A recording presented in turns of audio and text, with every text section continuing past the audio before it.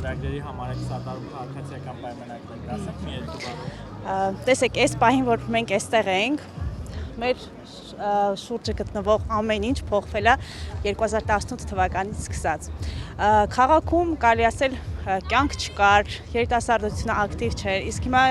ոնց տեսնում ենք, մեր շուրջը ամեն ինչ փոխվել է,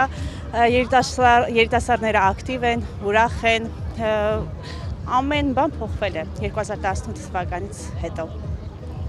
Դուք սատարում եք քաղաքացիական պայմանագրի խաղաղության օրակարգը, որ այս պահին կանոն են, հա, ինչ կասեք այդ մասին։ Այո, իհարկե, մենք տեսնում ենք այն արդյունքները, այն բանակցությունների արդյունքները, որոնք եղան, ու հիմա մենք կարողանում ենք խաղաղ քնել, արթնանալ, ու մեր երեխաները երբ որ գնում են բանակ, ծնողները արդեն հանգիստ են, գիտեն, որ իրենց երեխաները ապահով են, ու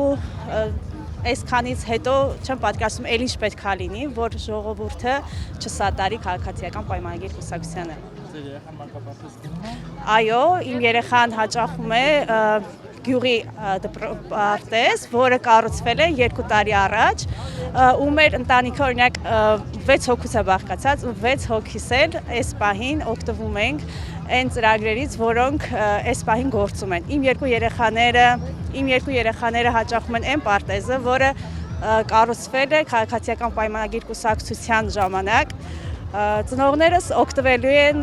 անտոկոս վարկից, ես ստանում եմ 200,000 եւ ավել աշխատավարձ, օգտվելու եմ բժշկական ապահովագրությունից, տատիկս նույնպես։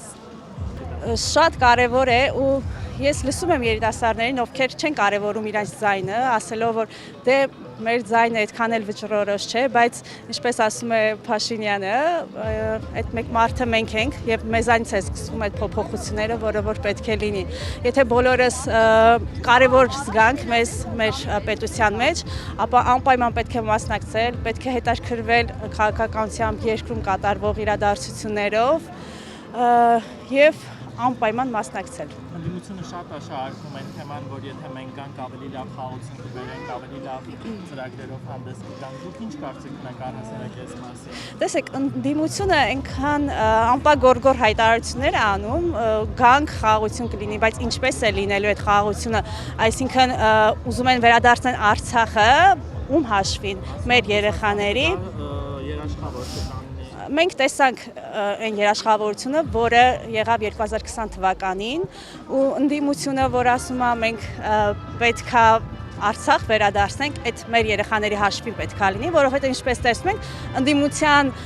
երեխաները բոլորը բանակից ազատվել են, օրինակ Սամվել Կարապետյանի ընտանիքը, ոչ մեկ չի մասնակցել պարտադիր զինվորական ծառայությանը, ու մեր երեխաների հաշվին իրանք ուզում են, որ Արցախ հետ բերեն, հավատացած եղեք, այդ Արցախը